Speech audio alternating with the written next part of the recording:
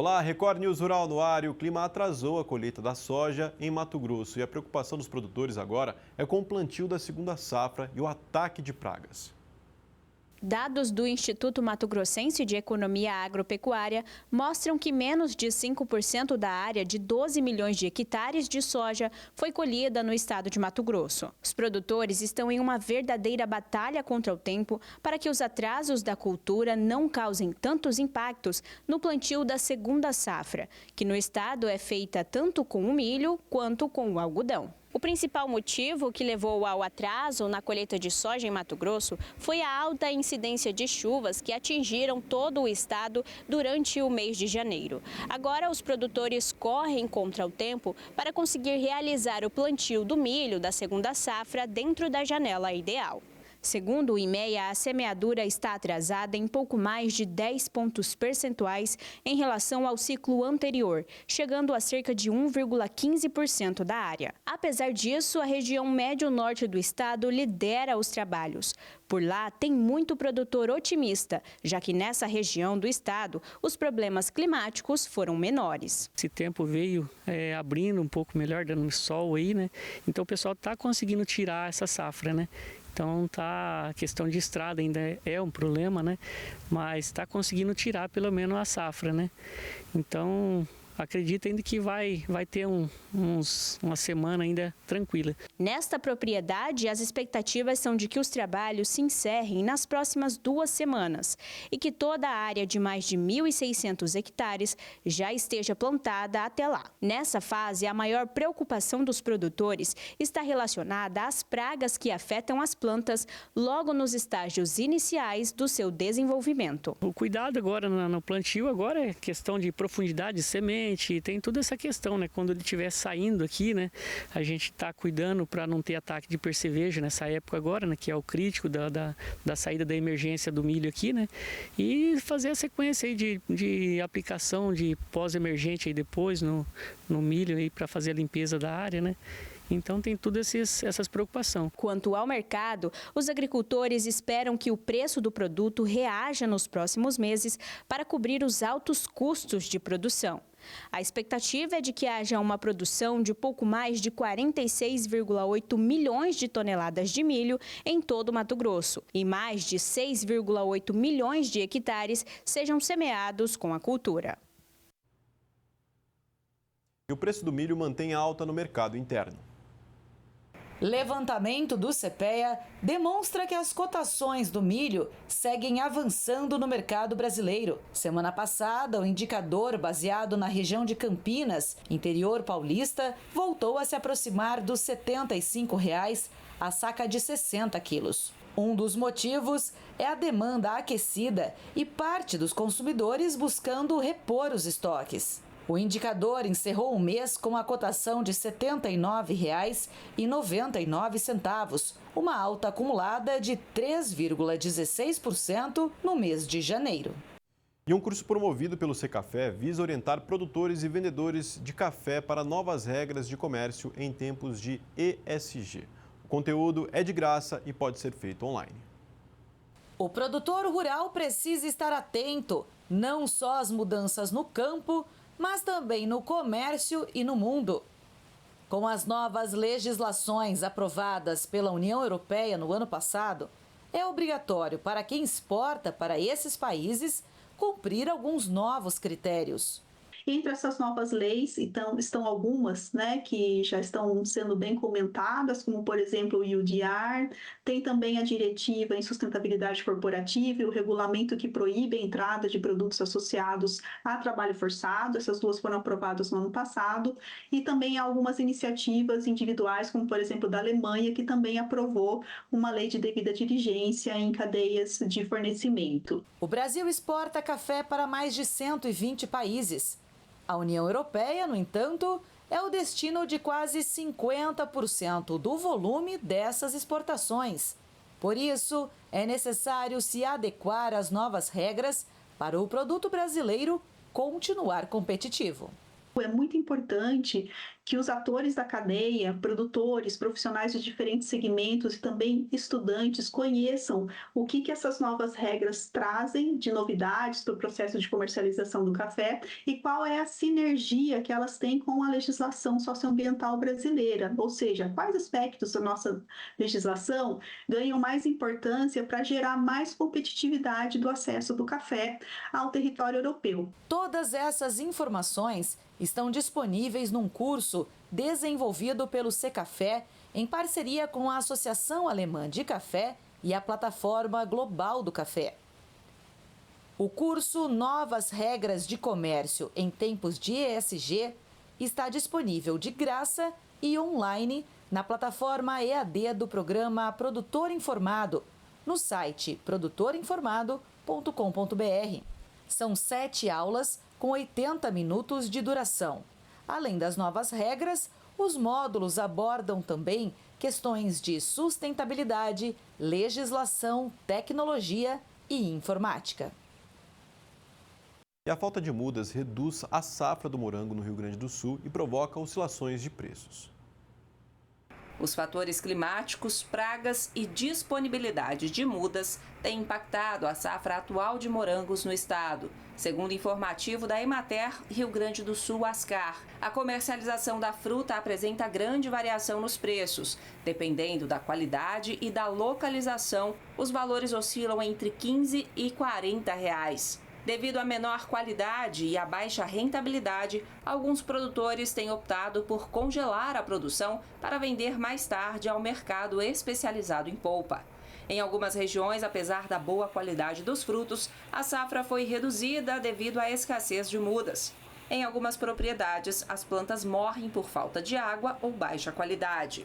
Em outras, as temperaturas elevadas têm reduzido a produção e afetado a qualidade dos frutos. Há relatos de perdas de floradas, crescimento excessivo da parte vegetativa e aumento de pragas. Além disso, algumas lavouras enfrentam ataques de pássaros. E a Serra da Canastra é um reduto dos produtores de queijo de Minas Gerais. Uma das características de quem produz por lá é manter a tradição de gerações. O seu Onésio enfrentou dificuldades, mas venceu o desafio de sustentar a família sem sair de casa e fazendo um produto que hoje é vendido no Brasil inteiro. São Roque de Minas leva consigo a força e a coragem daqueles que por aqui passaram. Pelas estradas de terra batida, os caminhos nos conduzem a uma família rica em valores que fez o lar bem no pé da serra. Na porta da fazenda, é o galo que faz a recepção. As peças de carpintaria mostram que aqui o simples é essencial e a tradição o maior tesouro. É desse pedacinho de chão que nasceu o queijo do Onésio. Ou melhor, as delícias do seu Onésio. Produzo doce de leite, doce de fruta, né, de manga e uma cachaçinha. Essa fazenda em São Roque de Minas ainda mantém a tradição de um modelo de produção diversificada e faz questão de cuidar de uma herança que foi passada de geração. Esse engenho, por exemplo, já está aqui há mais de 100 anos e essa é só uma das riquezas que marcam essa terra. Ao lado do seu Onésio, a Helenice. Uma mulher de poucas palavras, mas que carrega a sabedoria e o segredo de uma das artes mais tradicionais do Brasil. Aqui nós produzimos queijo, né? Feito com muito amor e carinho e capricho. E é o queijo do Onésio. No caso é minha esposa que faz, mas ganhou o meu nome o queijo. O queijo produzido nas montanhas da Serra da Canastra segue as tradições centenárias, utilizando leite cru de alta qualidade e técnicas artesanais. A maturação transforma o queijo em uma textura firme e um sabor marcante que conquista o paladar de quem aprecia a qualidade dos queijos mineiros. Depois de décadas de muito trabalho, o queijo ganhou reconhecimento em todo o país. Mas nem sempre foi assim. E seu Onésio faz questão de lembrar do caminho difícil que teve que traçar para se tornar um grande produtor. Foi muito difícil. Em 2009 eu saí para trabalhar por dia para os outros produtores. Tem a notinha guardada, vendia queijo a R$ 6,50. Aí veio um moço lá de São Paulo, fiquei conhecendo ele, eu estava trabalhando para o Zé Mário de servente. E ele conheceu o meu queijo e começou a pagar o queijo a R$18. De R$6,50 já passou para R$18. Foi onde que, na loja dele, o meu queijo ganhou o nome, queijo do Onésio. Que ele vendia o queijo, punha a plaquinha com o meu nome em cima. Hoje aqui na porta ela é vendida R$100. Valorizou, hein? O tempo transformou essa relação. Isso, agregou valor. A filha do seu Onésio tem uma pousada na mesma região. Quem se hospeda por lá ganha um convite mais que especial: conhecer a tradição da queijaria da família. Foi assim que a Débora e o Fernando chegaram até aqui e ficaram encantados com cada detalhe. Nós viemos do Prata, né? Minas Gerais também. E o queijo do seu Onésio, será que passou no teste? No sabor, a textura, é tudo diferente. Mas tá até levando. Os cabelos brancos revelam o passar dos anos, mas o brilho no olhar de quem faz a diferença no campo ainda é o mesmo de um menino sonhador. Seu Onésio envia os produtos para os 4 cantos do Brasil e com carinho exibe o que tem de mais valioso: a família, que como o queijo é cuidada com muito amor. Tenho muito orgulho, graças a Deus, de ser produtor e de ter a família que eu tenho, as filhas. Tem um casal de neto também, já está junto com a gente aqui na fazenda. Tem só que agradecer a Deus, que é maravilhoso morar aqui.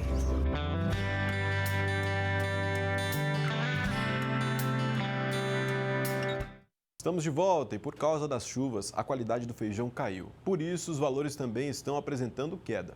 A colheita da primeira safra de feijão está avançando, mas a chuva tem se tornado um desafio para o produtor.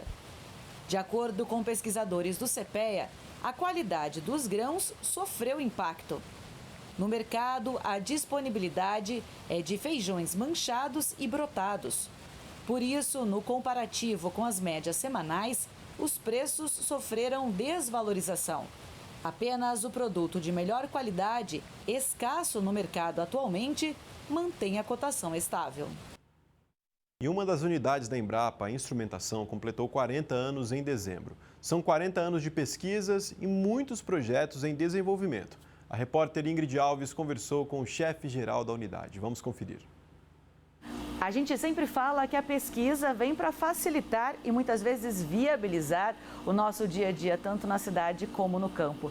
E para falar um pouco mais sobre isso, a gente está na Embrapa Instrumentação em São Carlos com o José Manuel Marconcini. Explica para a gente então que tipo de pesquisa que é desenvolvida aqui na unidade de instrumentação. Aqui na Embrapa Instrumentação, uma das 43 unidades de pesquisa da Embrapa, a gente é um centro temático e o tema central são instrumentações, sensores, novos materiais para a agricultura, agropecuária em geral e também para a indústria de alimentos.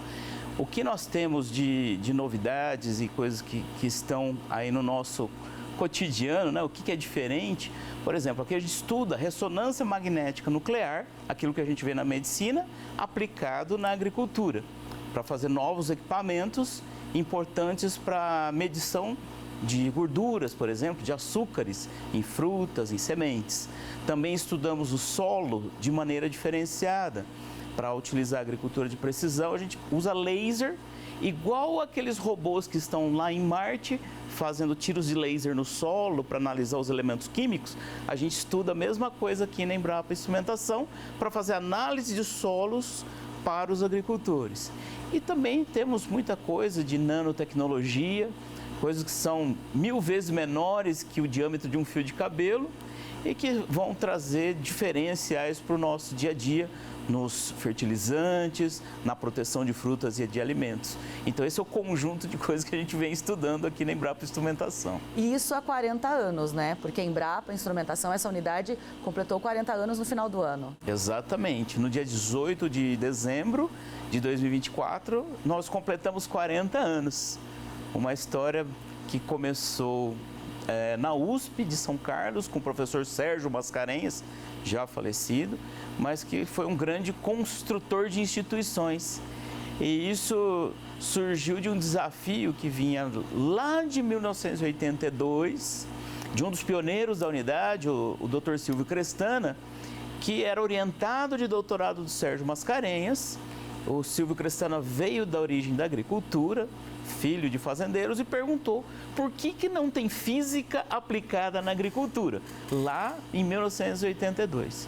Instigado por essa pergunta, o professor Sérgio, ele falou, bom, a gente precisa fazer algo diferente, porque o Brasil é um país agrícola, tem essa vocação, e a física, as engenharias novas, né, engenharia eletrônica no campo, na época, né, a mecânica, a mecatrônica, importantes para aplicar na agricultura.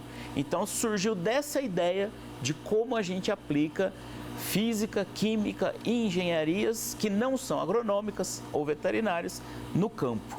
E é interessante porque a gente está dentro de um laboratório com equipamentos muito modernos. E aí, quando a gente pensa que começou 40 anos atrás, o cenário era diferente. Ah, sim, era muito diferente. Inicialmente, em 1984, a Embrapa Instrumentação começou com um núcleo de apoio, né, a desenvolvimento de instrumentação agropecuária, lá, uma unidade de apoio dentro da Embrapa Pecuária Sudeste, na Fazenda Canchim, aqui em São Carlos. E depois de um tempo, conseguiu-se comprar o prédio que aqui onde estamos era a antiga Rádio São Carlos, e aí que começou as atividades nessa unidade onde estamos. Com isso veio uma série de transformações, né? Nos anos 90, conseguiu os recursos para construir o prédio sede, em que foi inaugurado com novas instalações. Foi demolida a antiga Rádio São Carlos, onde trabalhava todo mundo junto, onde tinha o auditório da rádio, e onde era o auditório também tinha a parte de torno, oficina mecânica, fazer toda a parte de experimentos também. Então isso foi tendo uma evolução. E quando a gente vê, nos anos 2000, houve grandes projetos em redes nacionais que instigaram a gente em avançar no conhecimento. Um deles foi nanotecnologia, e que esse prédio que nós estamos começou a ser construído em 2006, que é o Laboratório Nacional de Nanotecnologia para o Agronegócio. Primeiro laboratório de nano dedicado à agricultura no mundo na época. A gente na vanguarda, a Embrapa na vanguarda, trazendo inovação na fronteira do conhecimento. Você comentou da parceria com a USP, né, no começo desse projeto, e é importante a parceria com as universidades para o desenvolvimento da pesquisa ainda hoje. Sim, aqui a Embrapa Instrumentação, ela trabalha em um modelo que nós chamamos de multi-usuários. Nós da Embrapa usamos, mas nós temos 3 grandes laboratórios nacionais que dão apoio às pesquisas junto à USP, o FSCar, a várias universidades do Brasil e do exterior. E também a gente faz projetos de pesquisa com empresas. Então, alunos que fazem mestrado e doutorado nas universidades vêm desenvolver pesquisa aqui conosco, assim como nos contratos de parceria com empresas privadas, com indústrias, eles também vêm os pesquisadores e funcionários de empresas para trabalhar dentro desses contratos, desenvolvendo tecnologia no que nós chamamos de inovação aberta. Então, essa é a grande visão que veio lá do professor Sérgio Mascarenhas e pelos demais chefes que passaram, né, nesses 40 anos, a gente construir esse ambiente multi-usuário.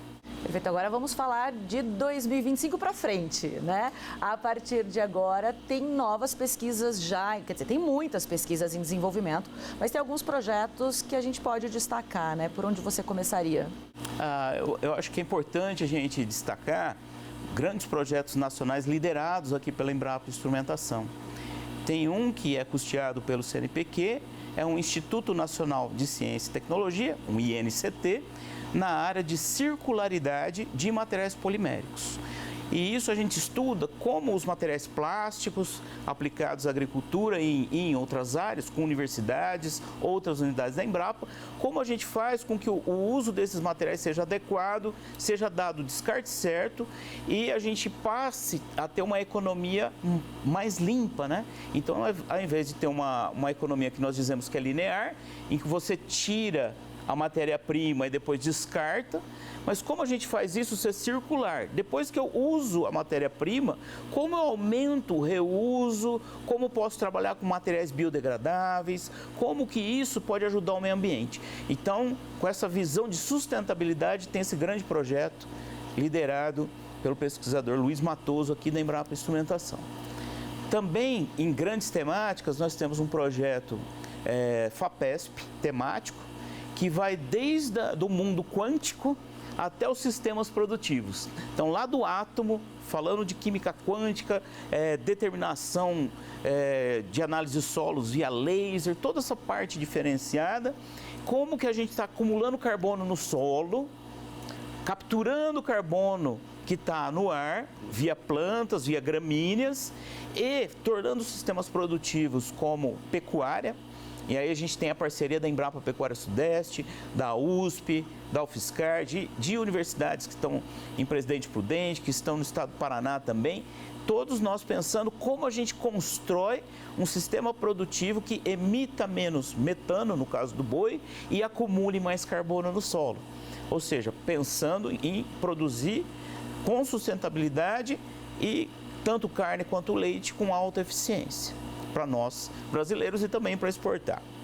E também tem um projeto que foi recém-aprovado em 2024, que é um projeto financiado pela FINEP, em que une os 3 laboratórios da Embrapa Instrumentação, o de Agricultura de Precisão, o Laboratório Nacional de Agrofotônica e o Laboratório Nacional de Nanotecnologia, e engloba uma renovação do parque de equipamentos, para vir mais equipamentos modernos e a gente continua avançando na fronteira do conhecimento.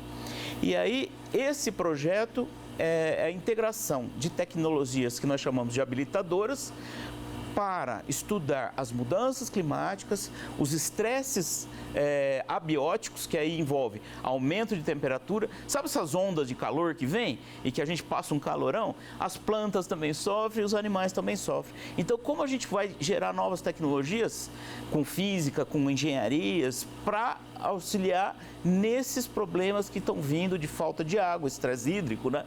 E também aumento de temperatura que está vindo aí. Porque sem comida não é bom para nós, né? E as plantas sofrem com isso. A gente precisa entender qual que é o comportamento delas e ter tecnologias para essas mudanças que estão vindo por aí. Eu acho muito fascinante a gente trazer pesquisa para o nosso dia a dia, falar de pesquisa num programa, por exemplo, como é o Record News Rural, porque muitas vezes pode parecer muito distante da nossa realidade. Quando a gente fala de nanotecnologia, quando a gente fala de átomo, de engenharia, de física, de química, mas é isso refletido no nosso dia a dia. Daqui de dentro sai o que a gente está vivendo lá fora. Saem explicações ou então caminhos para melhorar, como o senhor disse, mudanças climáticas, o calor, a chuva fora da hora, a desertificação. Então, a dificuldade do produtor, seja do leite, seja da carne, do grão, enfim, ou de qualquer outro tipo de produção, de hortaliças, enfim, mas é daqui de dentro que podem sair, ou melhor, que estão saindo soluções para que esses problemas sejam minimizados também. Sim, com certeza, né? Esse projeto de integração de novas tecnologias, liderado pelo Cauê Ribeiro, está pensando justamente nisso, como a gente vai fazer essa diferença no futuro, porque a função nossa da pesquisa é antecipar os problemas. Então, aqui, para citar alguns exemplos do que a gente está fazendo e espera lançar em breve, por exemplo, na área de novos materiais e nanotecnologia, lançar hidrogéis que liberem água e fertilizante numa quantidade que mantenha umidade para as plantas e para vários tipos de sistemas produtivos. Então, a gente está estudando não só para as plantas perenes, como laranja, café, que já vêm sendo utilizados, também estudamos para hortaliças, mas também em sistemas produtivos como o trigo, para fazer o pão, o macarrão, a soja, que vai fazer o óleo de soja e é ração para o frango e para os suínos. Também estamos entendendo isso, como que é em sistemas produtivos de milho, então isso, e feijão, que é no nosso cotidiano. Então, é importante a adaptação dos sistemas produtivos para essas condições climáticas diferenciadas. Eu queria citar algumas coisas também que a gente tem e que está compondo, né? Que é um pouco diferente do cotidiano, né? Por exemplo, quando a gente fala de agricultura de precisão, então nós temos projetos que estão junto com o pessoal do Mato Grosso e das regiões de produção de algodão, da região de soja, o algodão que a gente faz roupa, né, que a gente veste, né? E aí o que acontece? Tem uma série de estudos que a gente vem demonstrando que o bom manejo do solo diminui alguns tipos de pragas, como nematóides, que atacam culturas como soja, pode atacar algodão também. Então, são estudos de agricultura de precisão que a Embrapa Instrumentação tem contribuído. Também como que você planta, quantidade de sementes pela distância, qual que é o melhor sistema de plantio, a gente está estudando isso junto com agricultores, né? Então, isso é um diferencial. Na análise de solos, por exemplo, a gente transferiu a tecnologia desenvolvida aqui na Embrapa para a startup, que nasceu de alunos que estudaram aqui com a gente, e em que a gente faz o quê? Com um tiro de laser, se analisa vários nutrientes que tem no solo, consegue saber qual que é o pH do solo, a textura do solo, e isso em questão de 1 minuto de análise. O equipamento que a gente desenvolveu com eles chama Aglibs e chega a fazer 1.200 análises por dia, e também dá para você medir o quanto que tem de carbono fixado no solo. Então, com isso, qual que é o diferencial? Essa tecnologia dá para o agricultor medir se ele está acumulando carbono, se o manejo dele está importante, se ele precisa jogar mais calcário para um lado do que para o outro, porque você tem a distribuição do cálcio no solo da fazenda e você sabe onde precisa jogar mais ou menos, o nitrogênio, o fósforo, o potássio. Então, isso é ferramenta desenvolvida aqui, à base de laser, que está já ajudando o agricultor. Para você ter noção, Ingrid, nós temos essa empresa que recebeu a tecnologia e paga royalties para a Embrapa disso, né? Atende hoje 800 mil hectares de terra no Brasil, e em 18 estados brasileiros, fazendo análises aqui em São Carlos. Gera emprego, tem mais de 30 funcionários. Então, a tecnologia que a gente gera na Embrapa chega para o agricultor, gera emprego, gera renda. Isso é um diferencial. Só para uma das tecnologias. E garante que chegue comida, pelo menos, né, para mais gente, comida de qualidade, né, tanto facilitar para o produtor, como também para quem está na cidade, né, recebendo esses produtos. Muitíssimo obrigado. Bom, tem assunto aqui para a gente ficar muito mais tempo, sim. Mas por enquanto eu agradeço muito, Marconcini, muito por nos receber aqui e explicar um pouco da unidade da Embrapa Instrumentação. Obrigada. Muito obrigado a você e todos os telespectadores. E a Embrapa Instrumentação está sempre à disposição da sociedade brasileira. E essa edição do Record News Rural fica por aqui. Agradeço a sua companhia. Até a próxima.